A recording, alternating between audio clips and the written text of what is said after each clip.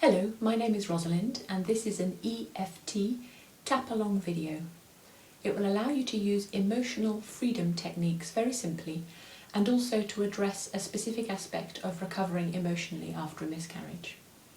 The topic of this particular video is what to say to a friend who's had a miscarriage. But before we go any further, we've reached the point which you'll find in all of my videos where I say that you must take full responsibility for your own well-being as we tap.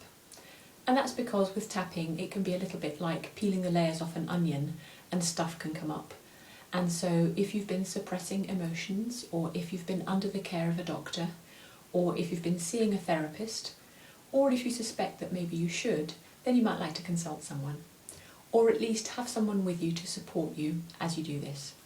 And it's very rare that that happens, and if, as we go through, uncomfortable feelings do come up, the chances are they can begin to ease as we continue to tap. Okay, so the topic of this particular video is what to say to a friend who's had a miscarriage. So in a little while we're going to do some tapping together, but just before we do that I just wanted to talk to you a little bit and to talk to you about some of the things which you might like to say to a friend.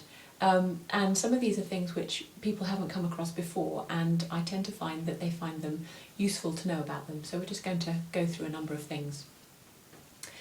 So the first one is, it can be really quite hard and awkward to know what to say to somebody who's had a miscarriage, and you may want to help them and to support them, and you may not know how to do that. So I'm hoping we will cover some of that in this video. And if the miscarriage is recent, it's quite possible that she may not want to talk to you right now. She may not be able to talk to you. And what I've found is that one helpful way of being in communication can be via text or via an email. So you might send a supportive text and she may or may not be able to reply to that, but the chances are it will be appreciated. So don't take it personally if she doesn't want to talk, particularly initially. And the second thing is, there are three things which many people don't know about recovering from a miscarriage, which I think it helps a lot to know about. So I'm going to go through those three things quickly now. The first two are regarding research which was carried out at Drexel University in Florida into the emotional impact of having a miscarriage. And the first thing which they discovered, the first key point, is that typically it takes a minimum of 4 months to feel back to normal again after a miscarriage. And I think that tends to be a lot longer than most people would guess. So most women don't feel back to normal again until 4 to 6 months after a miscarriage.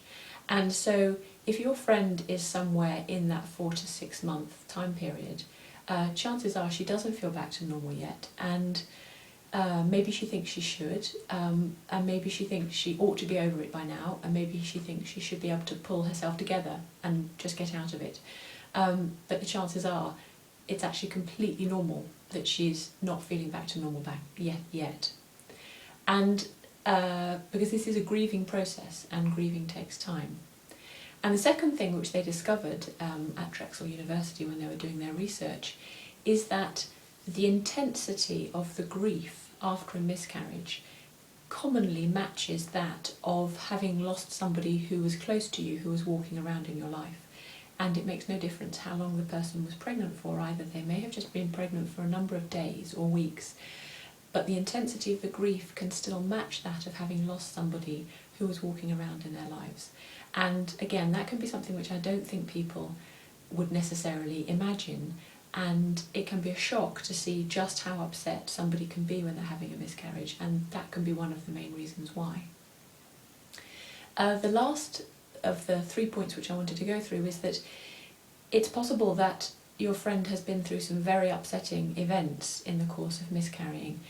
They can be very upsetting, there may be some very strong memories left afterwards, and that when somebody is dealing with upsetting memories of traumatic events, that can make the grieving process that much harder to cope with, particularly if the person who's grieving had experienced losses or bereavements or shocks in the weeks or months or years prior to the miscarriage. It's possible that the process of having a miscarriage can trigger those past losses and traumas, and so that can make it all that much harder to deal with, and it can feel as if they really can barely cope with all of it. And the reason I'm telling you that is because if the person that you care for who's had a miscarriage is in that category, it is possible to help and support them so that those upsetting memories can be dealt with, so that they no longer hurt in the same way.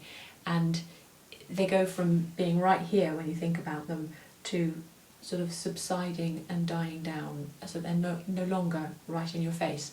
And a good analogy for describing what it's like when we work with these memories so that they go away is that it's like watching it on television. So instead of being right like this, it kind of goes over there. You know it happened, you can see it, it's not particularly pleasant to watch, but it doesn't feel connected to you, it feels very distant, and it no longer hurts. And so it's entirely possible, using the two main self-help tools which I use, EFT, Emotional Freedom Techniques, and TAT, Tapas Acupressure Technique.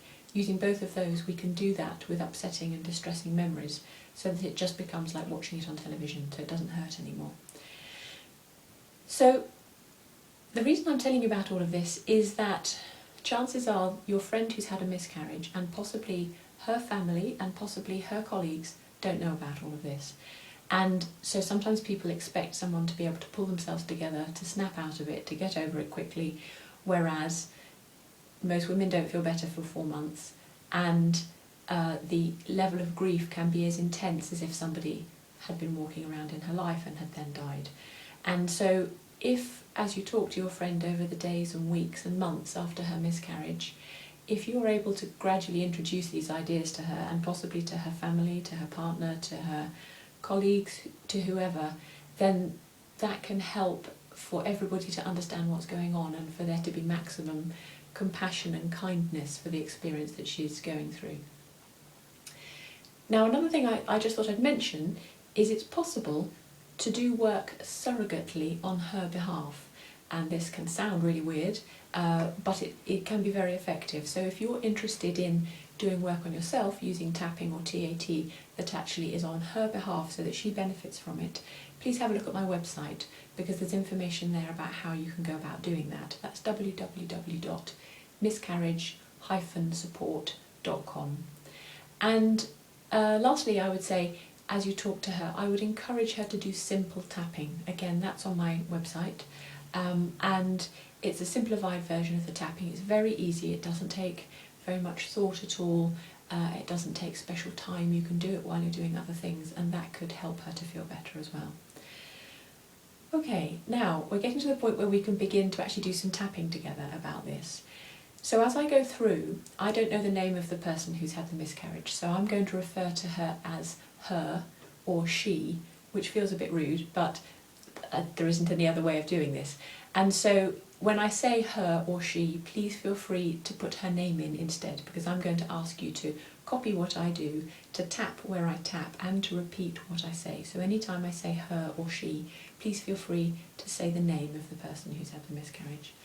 And the other thing is that I'm talking about your friend, but it could be that it's a wife, a partner, it could be a sister, a daughter, a cousin, a colleague, whatever it is. Please feel free to substitute the word as well. So if you want to say, even though my sister has had a miscarriage, or even though my daughter has had a miscarriage, or whatever it is, feel free to say that when I'm saying friend. And as we go along, the words may match exactly how you're feeling, or they may not. And so you're very welcome to repeat exactly what I say word for word, and that will work perfectly fine, and you'll get all of the benefit of the tapping as we do that. But if, as we go through, you'd prefer to change the words so that they slightly alter them so that they're reflecting exactly how you're feeling now, please feel free to do that too. So for example, I might say, I feel sad, and you might want to say, I feel numb, or whatever it is. So do please feel free to change the words if you want to, but there's absolutely no requirement to. Whichever you do is perfect, and please choose whichever you feel most comfortable with. Okay, so we're getting to the point now where we can begin tapping, so I'm going to ask you to copy me, to tap where I tap, and to repeat what I say. Even though my friend has had a miscarriage, I'm okay. Even though my friend has had a miscarriage, she's okay, even if she's not really okay.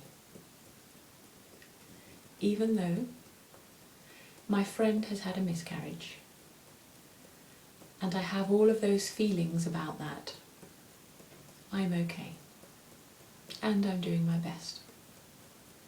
And I know that she will be okay again eventually. My friend has had a miscarriage. My friend has had a miscarriage. I have all of these feelings about that. My friend has had a miscarriage. Maybe I don't know what to say to her. My friend has had a miscarriage. And I want to help and support her. And maybe I don't know how to do that. My friend has had a miscarriage. And I'm okay. And she's okay. Even if she's not really okay at the moment. She will be okay. And I have these thoughts and feelings. And I want to help and support her.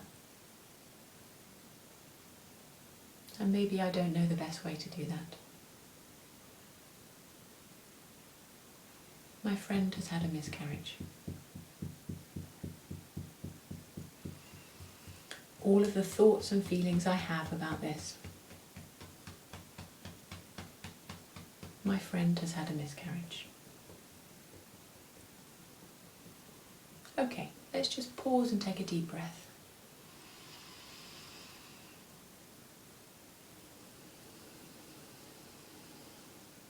And let's continue to tap. Even though my friend has had a miscarriage, and I may feel uncomfortable and awkward, and I may not know what to say, but I do want to help. I'm okay. And I'm doing my best, even if that doesn't feel good enough. Even though my friend has had a miscarriage, and I may feel uncomfortable and awkward, and I may not know what to say or what to do, I am wishing her all the best, and I'd like to support her, and I'm okay. Even though my friend has had a miscarriage, and I might feel awkward and uncomfortable, and I don't know what to say or what to do, and maybe I don't know how to help or support her, but I do want her to feel better. I'm okay, and I'm doing my best. Let's tap round. My friend has had a miscarriage. My friend has had a miscarriage. I might feel uncomfortable. I might feel awkward. I might not know what to say. And she may not be up to talking now anyway. And that's nothing personal.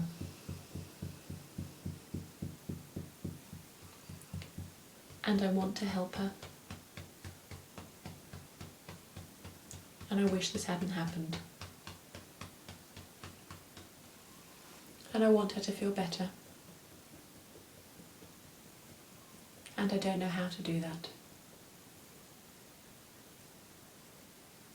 And maybe I don't know what to say to her.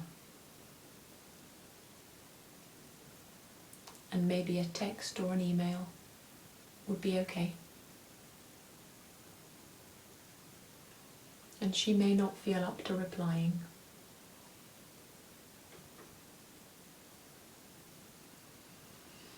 And I don't know what to do for the best. But I want to help and support her.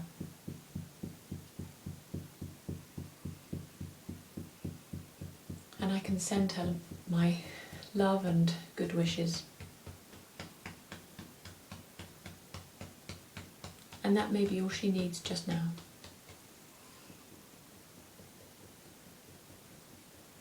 Okay, let's pause and take another deep breath.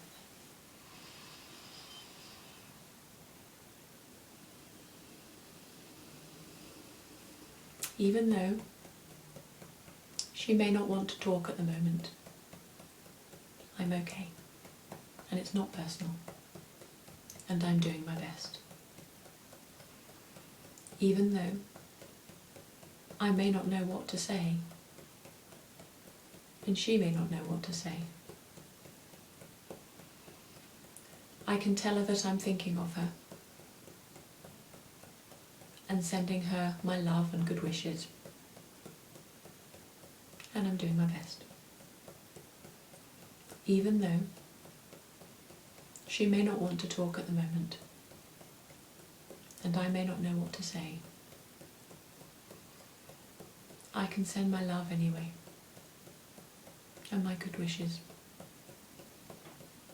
And I'm doing my best. And I'm okay. She may not be able to talk to me at the moment. I may not know what to say. And she's going through a grieving process. And it takes time. And she may not be able to control any of this. And if she doesn't want to talk at the moment, it's not personal. And I can send her all my good wishes. And she can know that I am caring and supporting her.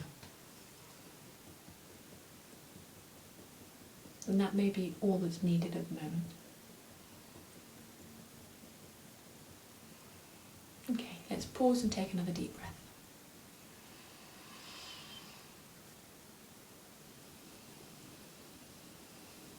Even though seeing her go through this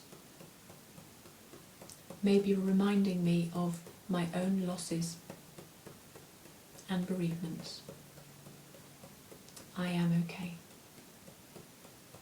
And I can take good care of myself and know that this is an upsetting process. And it's sad. And it will pass. And I'm okay. Even though this may be reminding me of my own losses, I am okay. And this will pass. And she will be okay as well eventually. And I'm doing my best. Even though this may be reminding me of my own losses. And that might be a surprise. And it might be painful. I choose to take good care of myself. And to know that this will pass. And I am okay. And I'm doing my best. This may be reminding me of things that have happened. That might be a surprise. And it might be unwelcome. And it's a grieving process. She is going through a grieving process. And I might be grieving too.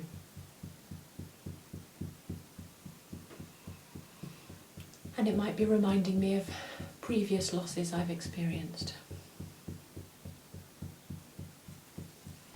And that might be an unwelcome surprise. And I choose to take good care of myself. Because this is an upsetting time. And I can encourage her to take care of herself too. because chances are she won't feel back to normal for at least 4 months. And that might be a surprise to all of us. And I can take good care of myself. And I can support her to take good care of herself. And this is an upsetting process. And we will come through it. And it will pass.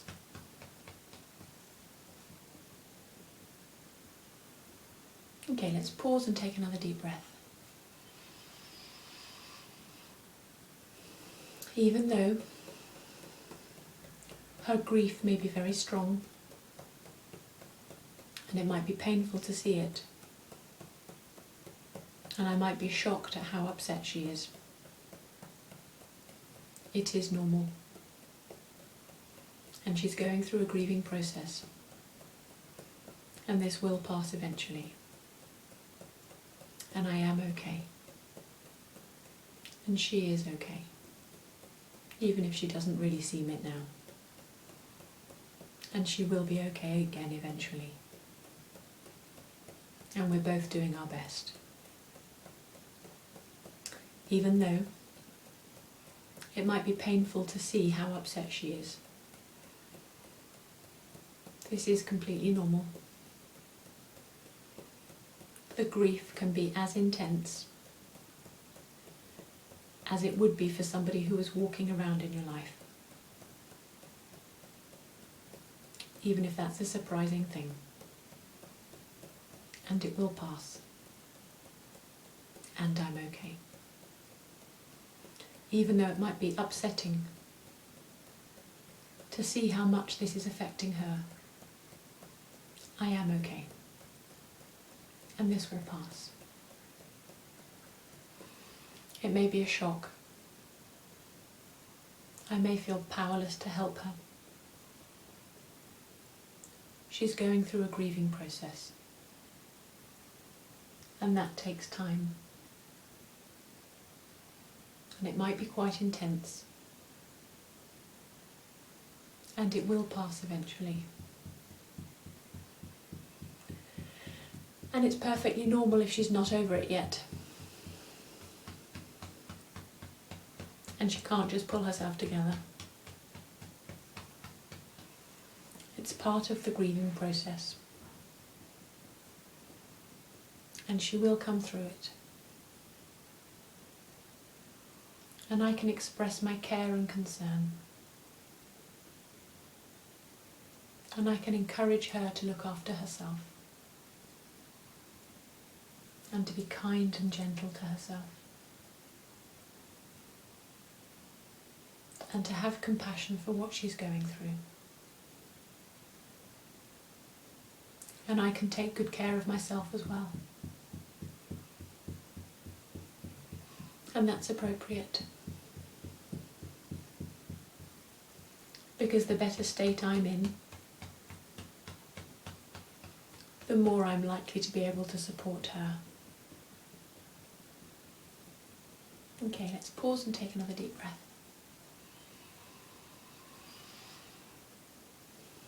Even though I may feel powerless and dismayed,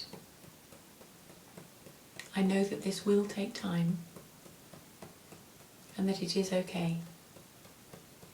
And she will come through this grieving process. And I can support her family and friends, and maybe her colleagues, and let them know that it typically takes 4 months to feel normal again. And the grief can be very intense. And this is all completely normal. And I'm okay. Even though I may feel powerless to help, and she may be very upset. This is completely normal. And maybe I can make sure that she understands that. And also her family and friends. and perhaps her colleagues, so that people have realistic expectations and lots of compassion for what she's going through. And I'm okay. People don't necessarily understand that it typically takes 4 months to feel back to normal. But maybe I could tell them. And they don't necessarily appreciate that it's normal to feel intense grief. And that it will pass eventually. But she can't just pull herself out of it. And she shouldn't necessarily be over it by now. Even if she thinks she should. And even if those around her think she should. The research shows that that's not what people do. It's normal not to be able to. And we can all have compassion for what she's going through. And I can encourage her to have compassion for herself and to treat herself kindly and to be gentle on herself as she goes through this grieving process. And I can reassure her that it will end eventually.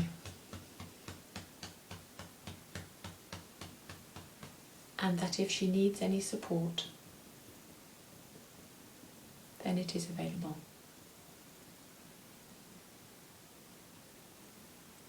It's possible that she has very unpleasant memories. And they might be making the grieving process more difficult. And if she has experienced past losses, or bereavements, or traumas, or shocks, then the miscarriage might be triggering those again. And she doesn't have to suffer with all of that alone.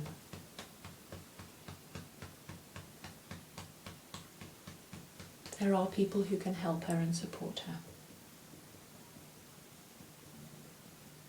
And help to diminish and ease all of those feelings. And that can make the grieving process easier to cope with. And I can encourage her to seek that support if it's appropriate. Because she may not know about it. And she may not think that she can ask. She doesn't need to suffer alone. And she may not be able to resolve it by herself. And there is help out there. Okay, let's pause and take another deep breath.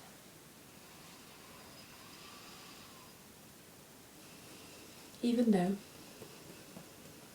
I may want to do more to help her, and it's possible that I could do some surrogate tapping for her on her behalf, which might sound really weird, but it's not dissimilar to praying for somebody if you were religious. And she may not need to know I was doing it. And I could consider that if that appeals to me. And I'm okay. Even though I may want to tap for her. And I can find out about how to do that. And it's very straightforward. I'm okay. Even though I might want to tap for her in the way that you might pray for somebody if you were religious. And I could find out how to do that, if it appeals, and I don't have to. I'm okay. It's possible I could do some surrogate tapping. I could offer it on her behalf. And she doesn't have to accept. She doesn't have to know I was doing it. Provided I had her best intentions at heart. Her happiness and her well-being. And I do have that at heart. And I can send her my care and my support. And if I want to, I could tap surrogately too, but I don't have to.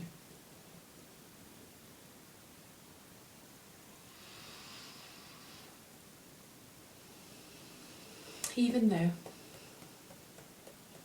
she's going through all of this, I am okay. And she is okay, even if she's not right now. And she will be okay. And I can take care of myself. And I can encourage her to take care of herself. And I'm okay and I'm doing my best. Even though she's going through all this, we are okay. And it will be okay.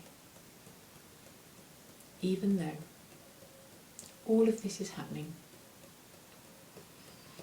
she will be okay again eventually. And I'm doing my best.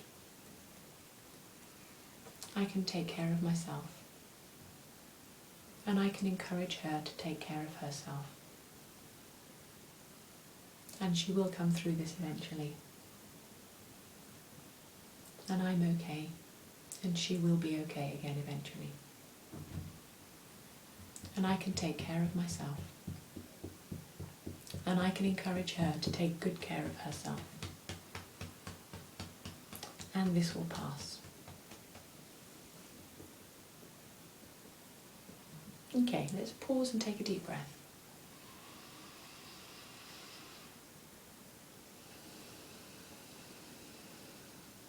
Well, thank you very much for taking the time to do that with me, for tapping with me.